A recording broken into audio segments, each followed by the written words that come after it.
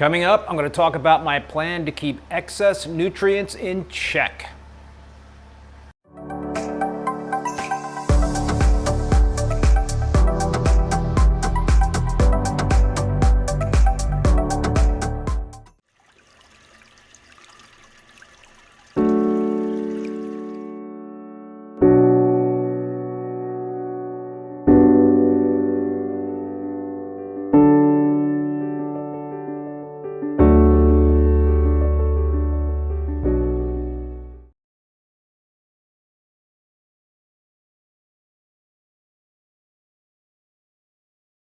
So there are a few things I'm planning to do with this tank to keep nutrients in check.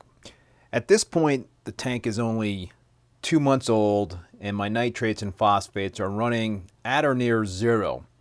I do like to keep a slightly dirty tank for SPS, so I need to get those levels up. Currently, there are 13 fish in the tank, including 5 lyre-tail anthias, 4 green chromis, and 4 tangs, but I'm planning to add several more fish in a few weeks. I also have about 20 turbo snails and plan to add more of them as well. I may start to dose nitrates and phosphates, but I will try and feed the fish more to see if that helps to elevate those levels.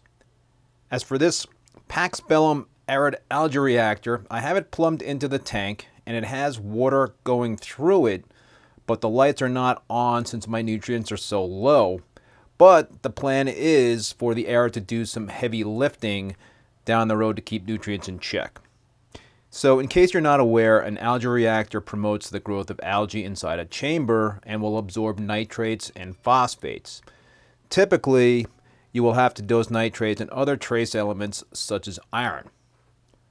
Okay, for the mechanical filtration, I have these 10 filter socks that will help to eliminate organic matter like fish waste before it can break down. They vary in size in terms of microns. They get finer from left to right, and I clean them once a week. Now, a big key to maximizing the effectiveness of these filter socks is strong flow in my display. And I will talk about circulation in an upcoming episode. But I have a lot of flow in the tank, not only for the SPS I plan to keep, but to help keep detritus elevated in the water column so it can make it to the filter socks. There is some detritus that does settle in some of the lower flow areas of the tank, but I siphon it out while I do water changes. I also siphon detritus out of my dream box. You just don't want detritus to accumulate in a system. Over here I have this Royal Exclusive Bubble King 200 skimmer, and it will also help a lot in terms of removing organic matter and controlling nutrients.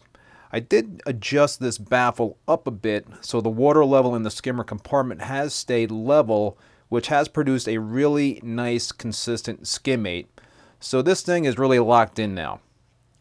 Inside this media reactor is activated carbon, which will help to remove dissolved organic compounds that can give water a yellow tint. So by keeping the water clear, I can maximize the PAR I'm getting out of my GHL meters.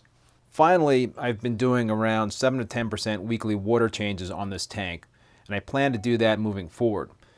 These water changes not only help with nutrient control, but they also replace valuable trace elements. This is my RODI unit that supplies the fresh water for my water changes, and it is really important since it removes silicates, something that can start diatom blooms, and it also takes out phosphates and other impurities from the water. Anyway, many thanks for watching. If you liked the video, please give it a thumbs up and hit that subscribe button if you haven't done so already. I will put links to Marine Depot and Reefbum in the video description below. See you next time.